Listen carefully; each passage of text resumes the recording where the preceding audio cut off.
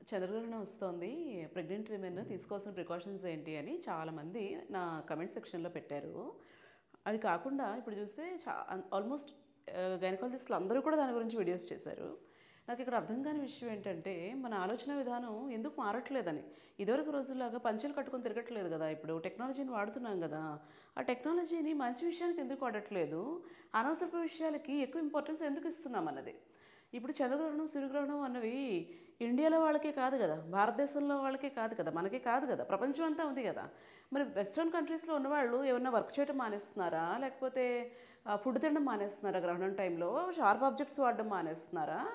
వాళ్ళు ఏమన్నా కదలకూడదు, పడుకోకూడదు ఇలాంటి రెస్ట్రిక్షన్స్ ఏమన్నా వాళ్ళ పేరెంట్స్ వాళ్ళు పెడుతున్నారా?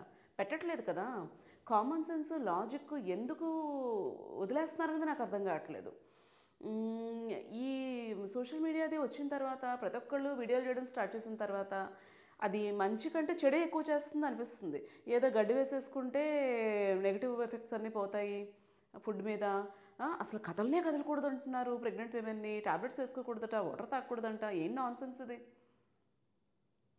అర్థం లేదు కదా వీటిల్లో.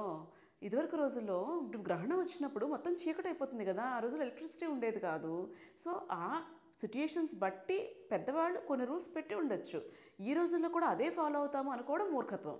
దాని గురించి ఇంతలాగా ఇంత కంటెంట్ క్రియేట్ చేసే వాళ్ళందరూ ఎందుకు క్రియేట్ చేస్తున్నారు? ఒకళ్ళు అది చేయాలంటారు, ఒకళ్ళు అది చేయకూడదంటారు, ఇంకొకళ్ళు ఇది చేయాలంటారు, ఇది చేయకూడదంటారు. అన్నెసెసరీ నాన్‌సెన్స్ అంతా తెచ్చి మైండ్‌లో పెట్టుకుంటున్నారు. పెట్టుకొని భయపడటం దానికి మళ్ళీ.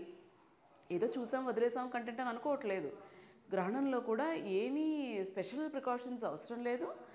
అన్ని పనులు మీరు చేసుకోవచ్చు. ఇంట్లోనూ యాక్టివ్‌గా ఉండండి. మరీ ఇంట్లో వాళ్ళతో గొడవెందుకు? వాళ్ళు చెప్పింది ఆ రోజు వినేద్దాం అనుకుంటే గనక, కొంచెం ఇంటి పట్టున ఉండండి బయటికి వెళ్ళకండా. అంతేగాని తినటం మానేయటం, తాగటం మానేయడం, కదలటం మానేయటం అలాంటివి చేయక్కర్లేదు.